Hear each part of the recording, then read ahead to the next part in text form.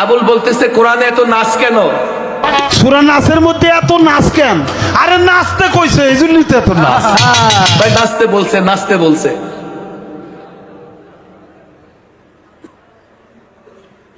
কুল আউযু বিরাব্বিন নাস, মালিকিন নাস, ইলাহিন নাস, মিন শাররিল ওয়াসওয়াসিল খান্নাস। এত নাচ কেন? কোরআন নাচতে বলছে। আশ্চর্য, একজন সাধারণ মানুষও বুঝে যে সূরায় নাসে নাচতে বলা হয় নাই, নাচ মানে হচ্ছে মানুষ। কথা ঠিক না বেঠিক?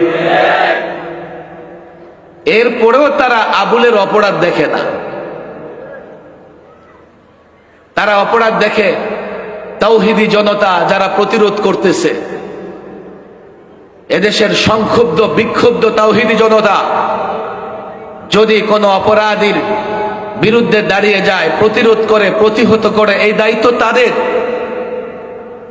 যেমন রাজবাড়ির তাওহীদি জনতা নুরা পাগলার লাশের সঙ্গে করেছে।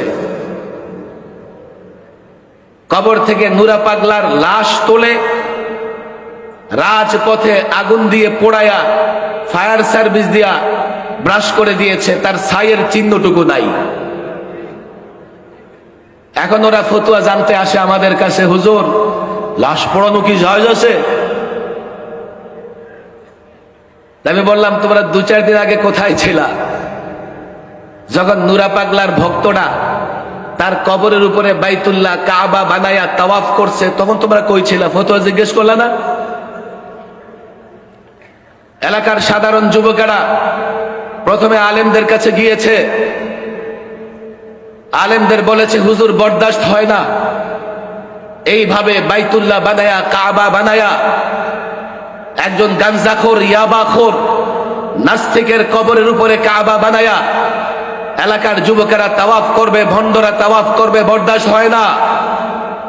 আলেমরা শান্তিপ্রিয়, আলেমরা শান্তিপূর্ণ সমাধানের জন্য তারা উপজেলায় গেছে, জেলায় গেছে, পুলিশের কাছে গেছে, স্মারকলিপি দিয়েছে, মিছিল করেছে, মিটিং করেছে, তারপরেও কোনো প্রতিকার হয় নাই। এবার যুবকেরা তাদের মতো করে ব্যবস্থা গ্রহণ করেছে। কোন আলেম, কোন মাদ্রাসার ছাত্র যদি মনে করো তোমরা তোমাদের হাতে দেশের মানুষ ঈমান বন্ধক রেখেছে, তোমাদের হাতে দেশের মানুষ ঈমান মর্গেজ রেখেছে, তোমরা ভুল করবা, তোমরা ভুল করবা। কোন আলেম, কোন মাদ্রাসার ছাত্র যদি সিরাতে মুস্তাকিম থেকে সরে যায়, অন্যায়কে অন্যায় না বলে, ন্যায়ের পক্ষে না দাঁড়ায়, কালোকে কালো না বলে, দেশের একজন সাধারণ যুবকও সেই আলেমের পেছনে আর থাকবে না। যখন রাজবাড়ির যুবকেরা দেখেছে এইভাবে আমরা প্রতিবাদ করব আর এখানে কাবা বানায়া তাওয়াফ চলবে, এটা তো হয় না, তারা আমাদের কাছে ফতোয়া জিজ্ঞেস করতে আসে নাই, তারা তাদের মতো ব্যবস্থা নিছে।